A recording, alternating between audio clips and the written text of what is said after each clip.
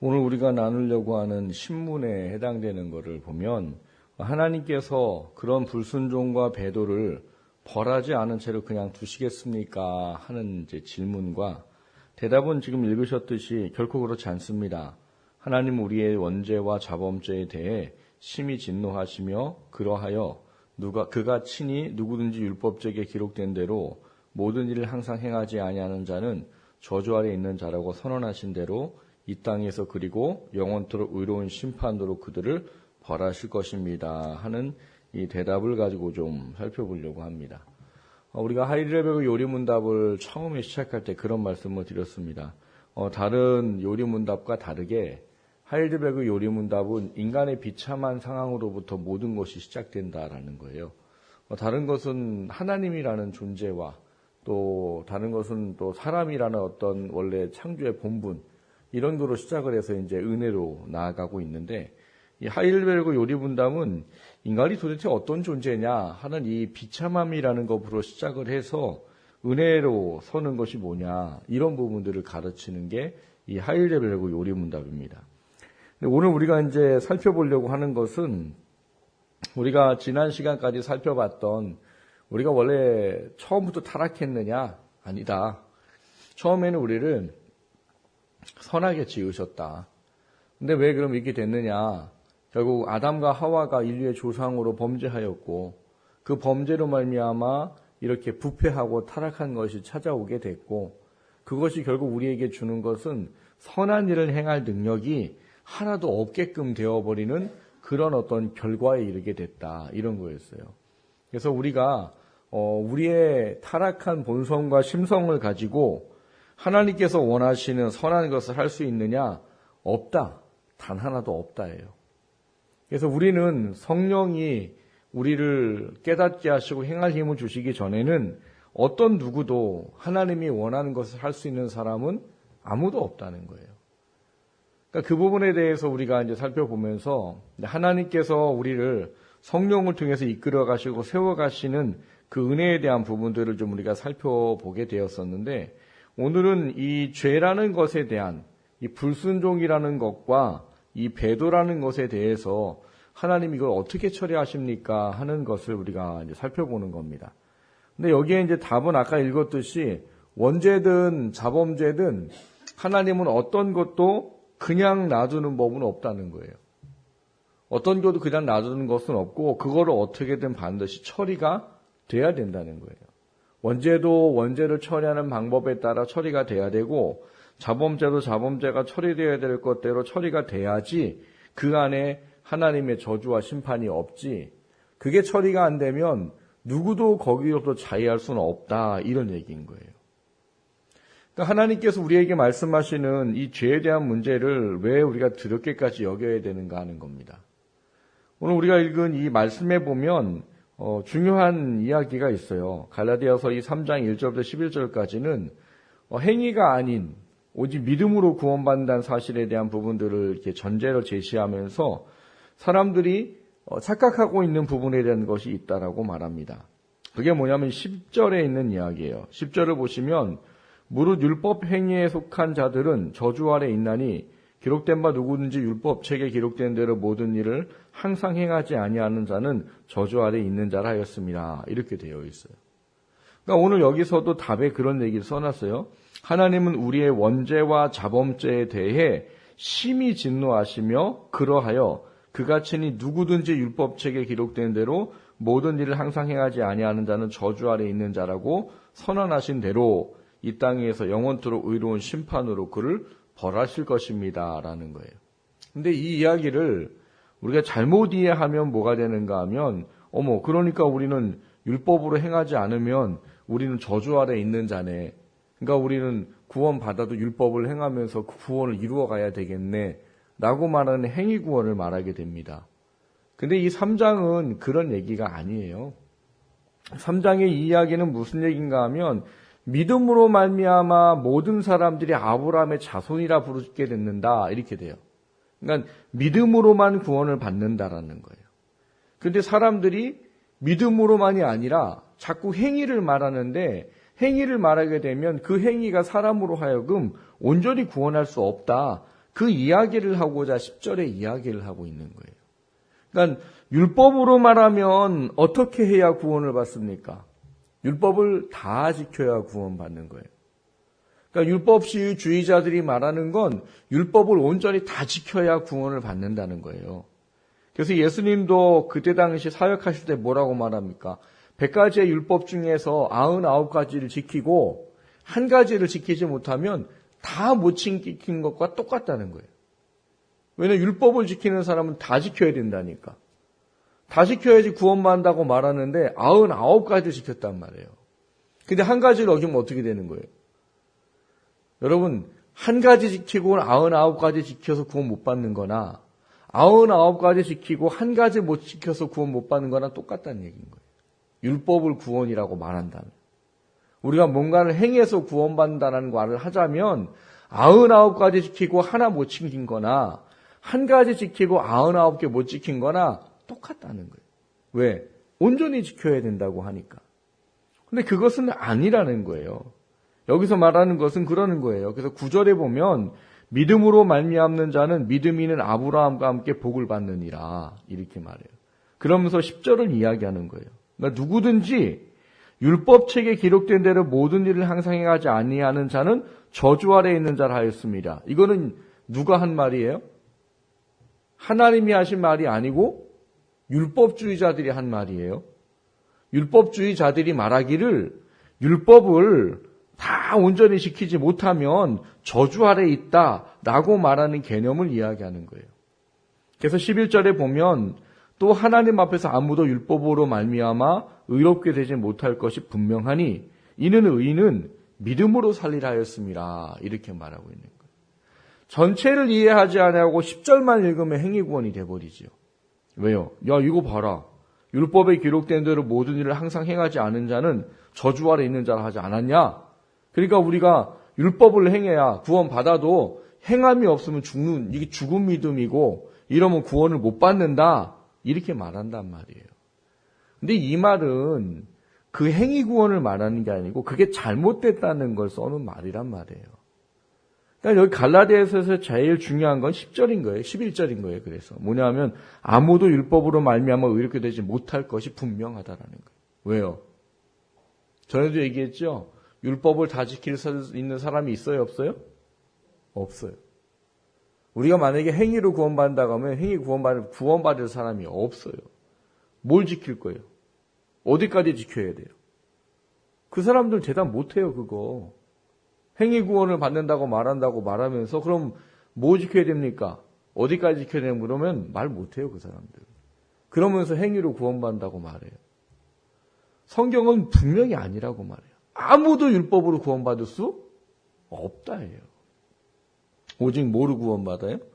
믿음으로 구원받는다는 거예요.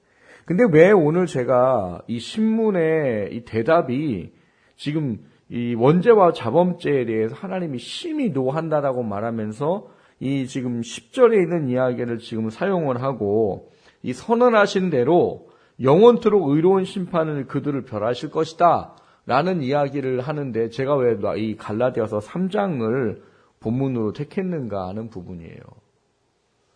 여기 나와 있는 지금 신문에 있는 이야기와 신문의 이 답에 대한 이야기가 우리에게 가르쳐주고자 하는 것은 그러니까 봐라. 율법을 지켜야 된다. 이 이야기를 하는 게 아니란 말이에요.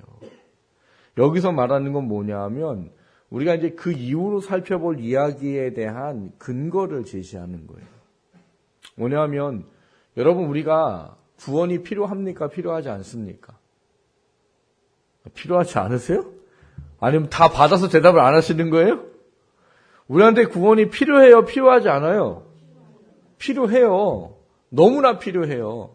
근데 그게 필요한지를 명확하게 우리한테 알고 그 필요한 것을 간절하게 소망하려면 이거를 해결받지 못할 때 우리에게 주어지는 형벌과 진노와 저주가 얼마나 무섭고 두려운지를 알아야 된다는 이야기의 전제를 말하는 거예요. 그러니까 율법을 줄 때 율법의 기능 중에 하나가 뭐라고 그랬습니까? 율법의 기능은 죄가 무엇인지를 깨달아 알도록 하는 거예요. 그리고 참 재밌는 건 율법을 주시면서 하나님이 원했던 건 너네 그거 다 지켜야 구원받는다가 아니에요. 너희들이 지켜서 구원받을 수가 없다라는 걸 깨닫도록 하는 게 율법이에요. 그러니까 율법을 들여다보면 여러분 가슴이 턱턱 막히지 않으세요? 여러분 유대인들은 안식일을 구별하여 거룩히 지켜라 이거를 예전에는 69가지의 어떤 그 행위를 만들어 놨대요. 그 한 가지를 지키기 위해서. 안식일을 구별하여 거룩히 지켜라. 요 한 계명을 지키겠다고 69가지의 행동 수칙을 만들었단 말이에요. 지금은 100가지가 넘는답니다. 지금은 100가지가 넘는 게 뭘 위해서요? 안식일을 구별하여 거룩히 지켜라. 이거 하나 지키겠다고 100가지가 넘는 행동 지침을 만들어 놨다는 거예요. 근데 문제는 그 사람들이 그거를 정말로 지키느냐. 전에도 얘기했잖아요.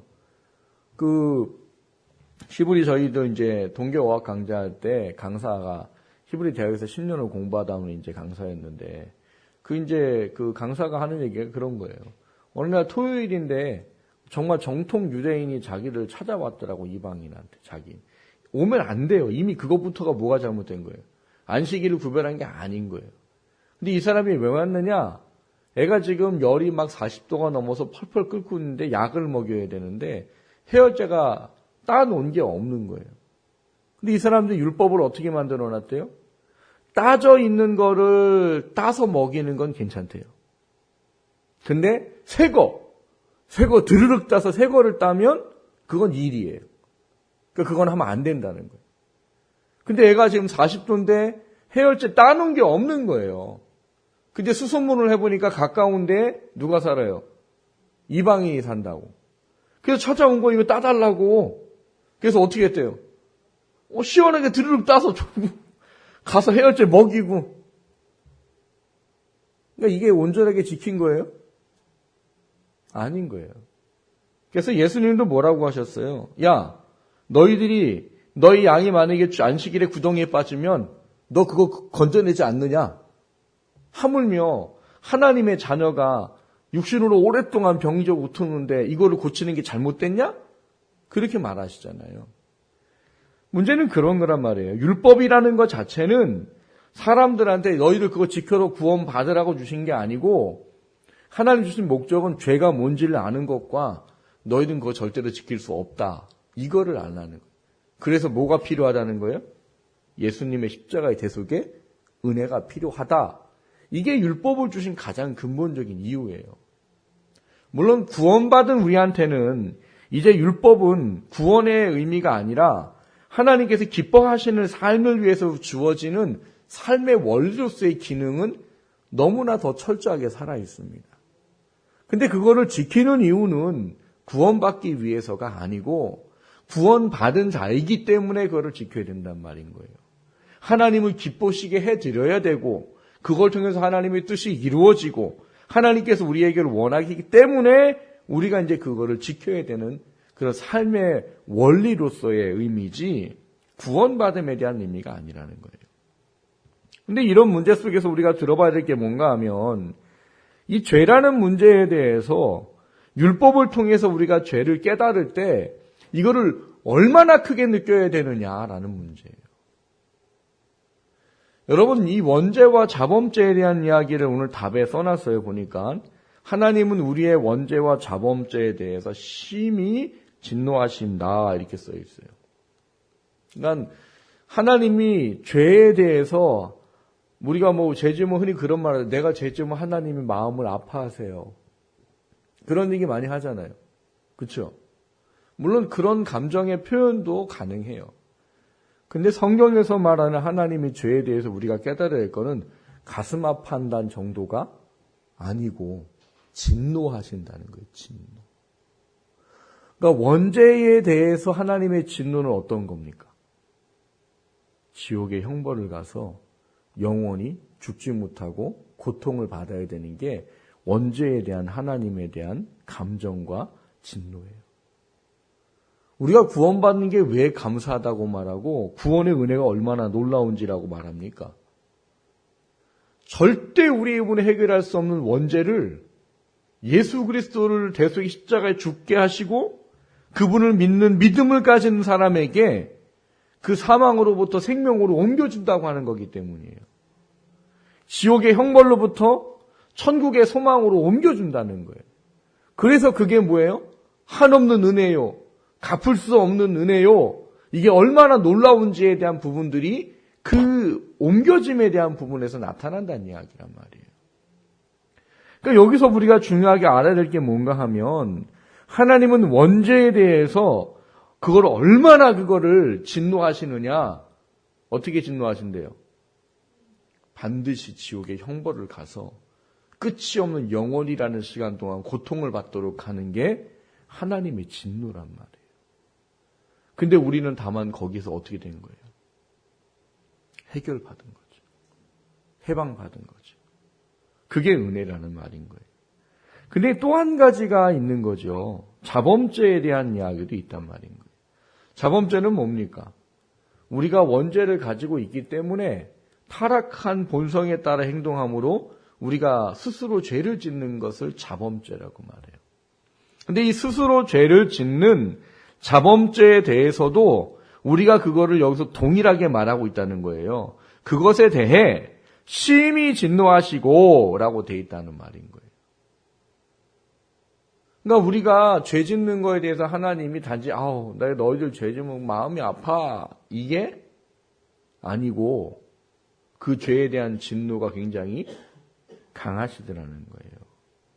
그리고 그 뒤에 보면 뭐라고 되어 있는가 하면 선언하신 대로 이 땅에서 그리고 영원토록 의로운 심판으로 그들을 벌하실 것이다 라고 말해요. 그러니까 자범죄에 대한 문제들조차도 이 타락한 본성에 따라 살아가는 그 죄를 하나님은 어떻게 여기신다고요? 단지 가슴 아파한다는 정도가 아니라 진노하신다라고 말해요. 그리고 그것에 대해서도 반드시 뭐 하신대요? 심판으로 그들을 벌하실 것이다 라는 이야기인 거예요. 그러니까 이 문제가 오늘 우리한테 뭘 가르쳐주고자 하는 것인가 하면 죄가 얼마나 무섭고 두려운 것이냐 그거를 알라는 거예요. 하나님은 과연 이 죄에 대한 문제들을 그냥 놔두시느냐 아니란 말인 거예요. 하나님은 답에 있는 것처럼 반드시 영원토록 의로운 심판으로 그것을 벌하신다라고 말합니다. 그러니까 그 의로운 심판으로 모든 것을 벌하는 것에 대한 두려움을 우리가 왜 알아야 되느냐? 그거를 알아야 우리가 원죄를 해결받는 것에 대한 은혜도 소망하게 되는 것이고, 그리고 우리뿐만 아니라 다른 사람의 원죄에 대한 해결 문제까지도 우리가 가슴 아파함을 넘어 두려움으로 바라볼 수 있게 될 것이고, 또 한 가지는 우리의 자범죄에 대한 문제들도 우리가 두렵고 떨림으로 바라볼 수 있어야 된다라는 부분들을 가르쳐주고 있다는 사실인 거예요. 물론 여기 나와 있는 이 신문에 나와 있는 이 질문과 대답의 이야기는 이미 구원을 받은 우리들에게는 물론 다른 의미입니다. 여기는 구원을 받지 못하는 사람들에 대한 하나님의 심판에 대한 저주와 형벌에 대한 이야기예요. 그렇지만 이거를 그들에게만 국한시켜서는 되는 것이 아니라 우리도 이 문제에 대해서 크게 늘 깨닫고 느끼고 바라봐야 된다는 거예요.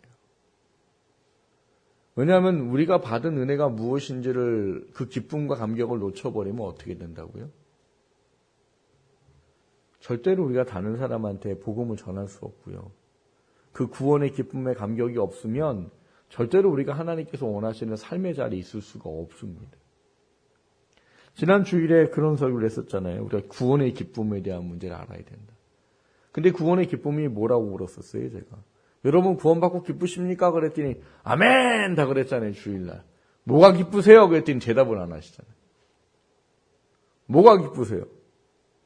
천국 가는 게 기쁩니다. 맞아요. 뭐 하나님의 은혜가 주어지니까 기쁨 맞아요. 근데 구원의 기쁨은 그런 차원의 문제가 아니라고 그랬잖아요. 절대로 구원받을 수 없는 우리가 다만 하나님의 은혜로 구원받았으니 그게 기쁨이란 말이에요. 그런 기쁨을 받은 우리들에게 하나님은 또 다른 하나님의 일을 맡겨주신 은혜가 있기 때문에 그게 우리한테 기억되어야 될 구원의 기쁨이라는 거였지요. 여기서도 말하는 게 그런 부분이에요. 이 불순종과 배도에 대해서 하나님은 결코 그냥 놔두지 않으세요. 원죄와 자범죄에 대한 문제들을 하나님은 어떻게든 대가를 치르게 하십니다. 그러니까 이게 얼마나 무섭고 두려우냐에 대한 문제를 우리가 좀 크게 느껴야 된다는 거예요. 그러니까 여기서 율법에 기록된 대로 모든 일을 항상 행하지 않은 자는 저주 아래 있는 자라 라고 말하는 이 개념의 의미가 야 이거 봐라 이렇게 행하지 않으면 구원을 못 받는다고 하더라 그게 아니라 율법에 그대로 있으면 율법으로 구원받는다라고 생각하면 절대로 이 원죄나 자범죄로부터 주어지는 하나님의 두려운 이 저주에 대한 이 하나님께서 말씀하시고 계신 이 노하심에 대한 문제로부터 절대로 뭐 할 수 없다는 거예요? 해결받을 수 없다. 이 이야기를 말하고 있는 거예요. 여러분 우리가 무엇을 한다고 우리가 하나님께 내 구원을 떳떳하게 제시할 수 있을까요? 얼마나 우리가 선해야 하나님께 하나님 저 이 정도면 됐죠? 구원 받을 만하지요? 라고 말할 수 있습니까? 사람마다 다를지 뭐예요. 어떤 사람은 이만한 게 죄인데 어떤 사람은 요만한 것도 죄예요. 이게 문제인 거예요. 행위 구원이 말이 안 되는 게 이런 문제가 있단 말이에요. 어떤 사람은 괜찮아요. 제가 그랬잖아요. 행위 구원을 말하는 교단은 뭘 마음대로 해요? 술, 담배 제약 안 겁니다. 참 제가 이해할 수 없는 게 어떻게 행위 구원을 말하는 교단인데 술, 담배를 자유로 풀어줬을까? 물론 술, 담배 한다고 지옥 가지는 않아요. 근데 술, 담배가 하나님한테 기쁘게 하지는 또 절대 못합니다. 아니 우리 몸이 거룩한 성전인데 왜 세상의 사람들도요 건강을 위해서 술, 담배를 안 한다고 하는 판인데 성령에 거하시는 전을 우리 몸을 망치는 술, 담배로 그걸 써요? 그걸 하나님이 기뻐하실까요? 기뻐 안 해요. 그 술, 담배가 주는 결과는 뭐예요? 하나님보다 다른 걸 의지하게 합니다. 전에도 얘기했잖아요. 사람들이 막 열받으면 뭐해요? 술 먹고 담배 피워요. 왜? 그 순간 잊어버리거든요. 뭐 과학적으로 그런다고 했잖아요. 담배를 피면 중추신경이 마비된답니다. 감정이 가라앉는데요. 그건 과학적인 증거라는 거예요. 근데 여러분 우리가 승질나고 열받을 때마다 막 걱정이고 염려했을 때마다 담배 찾으면 그 사람이 기도할까요? 담배부터 찾지. 하나님 안 찾습니다. 술로 그걸 잠깐 잊으려고 하는 사람은 문제 생기고 어려우면 술 찾지 하나님 안 찾아요. 근데 우리는 누굴 찾아야 되는 사람인데요? 하나님을 찾아야 되는 사람이란 말이에요. 근데 그 사람들은 그걸 풀어버렸어요.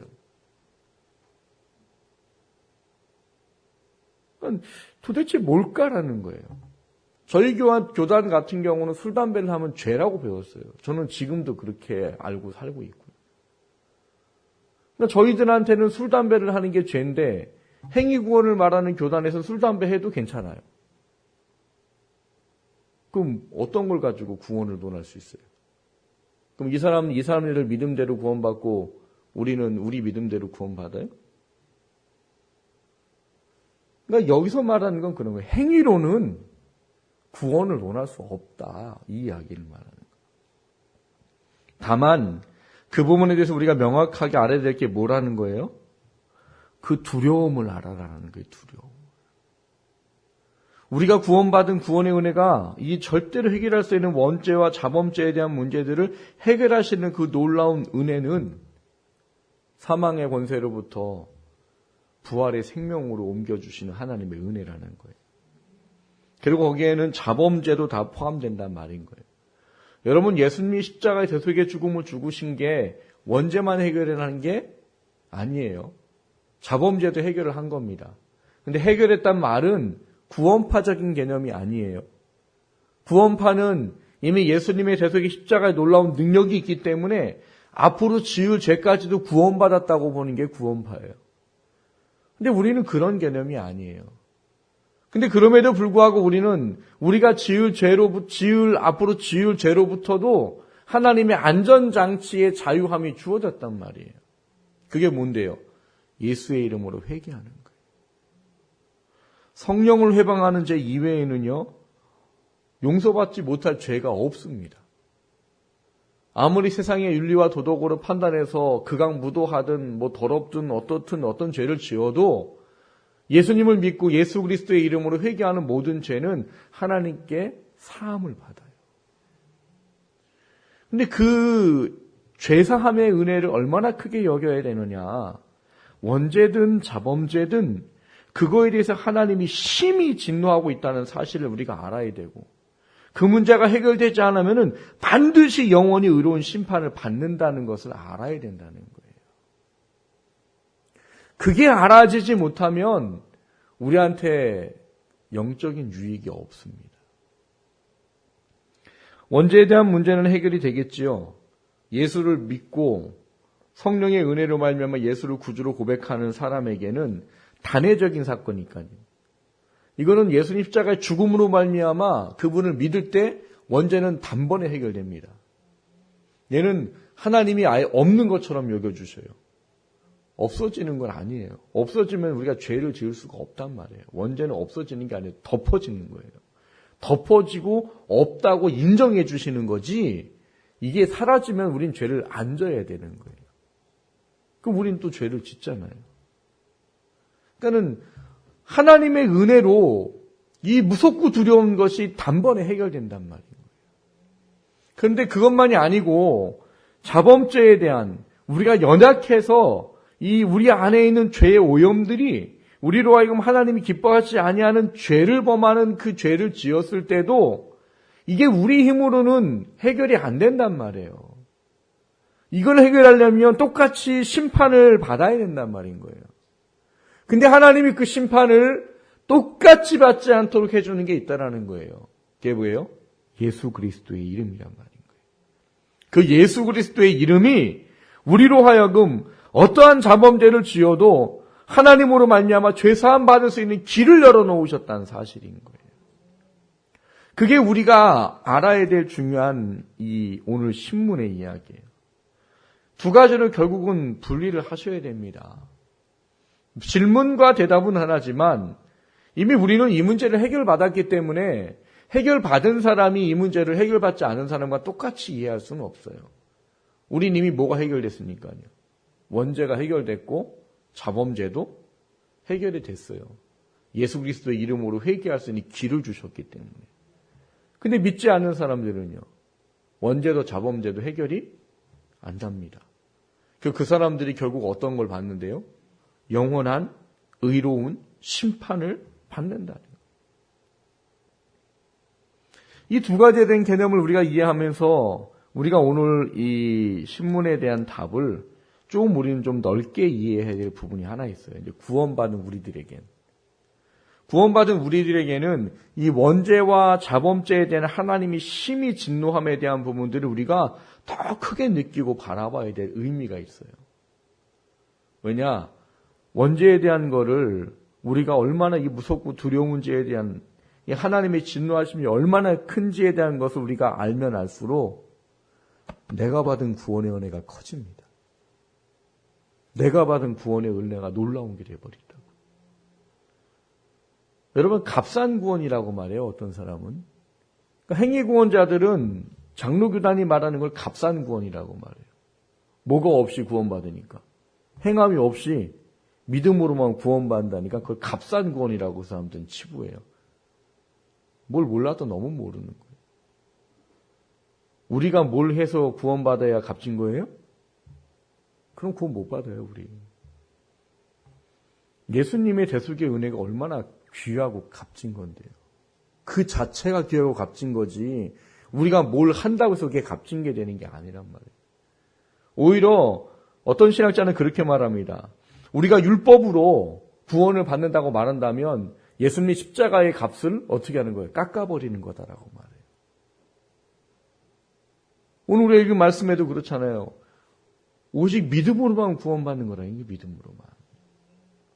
그러니까 예수님이라는 하나님이신 그분이 이 땅에 인간의 몸을 와서 인간에게 모든 것을 받고 피조물에게 죽어가는 그 모든 것까지 감당하는 그 은혜는 무엇과도 바꿀 수 없는 귀하고 값진 거다라는 사실인 거예요. 그 은혜가 크면 클수록 우리는 하나님께 헌신과 기쁨으로 나아갈 수 있는 길이 열려요. 여러분, 왜 그리스도인들 중에서 하나님의 헌신의 자리에 못 나오고, 왜 하나님께 드리는 게 늘 아깝고, 시간이든 물질이든 재능이든 왜 그거를 하는 게 아까울까요? 내가 받은 구원의 은혜가 뭔지 잘 모르는 거예요. 그게 희석돼 버리는 거죠. 어느 순간 놓쳐버리는 거죠. 그러면 하나님의 일을 하는 것, 헌신과 수고에 대한 게 버거운 짐밖에 되지 않아요. 근데 어떤 사람은 그냥 다른 사람 편을 그래요. 그 죽을 것처럼 믿지 좀 말라고. 그렇게 죽을 것처럼 신앙생활 하지 좀 말라고. 좀 대충 좀 하라고, 대충 좀. 근데 왜 어떤 사람은 대충 안 하고 죽을 것처럼 신앙생활을 할까요? 받은 은혜가 너무 크니까요. 구원받은 은혜가 너무 크니까요. 그게 너무나 크면 그렇게 해도 갚을 게 없어요.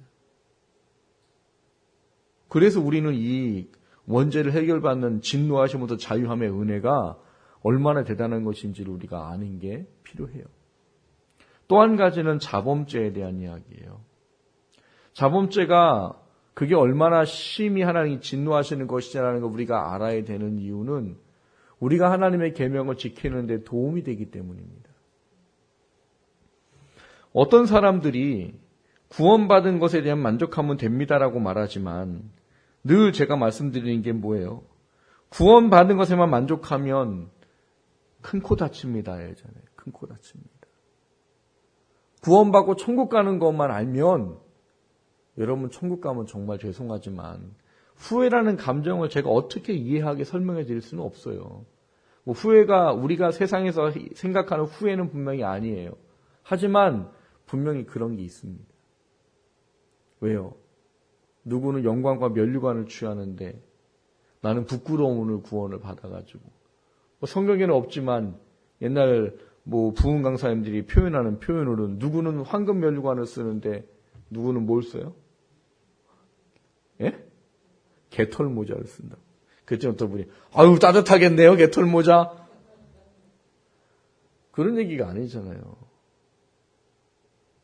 그러니까 분명히 이 다른 것에 대한 문제를 성경은 얘기를 하고 있단 말이에요. 해의 영광이 다르고 달의 영광이 다르고 별의 영광이 다르고 별과 별들의 영광도 다르다.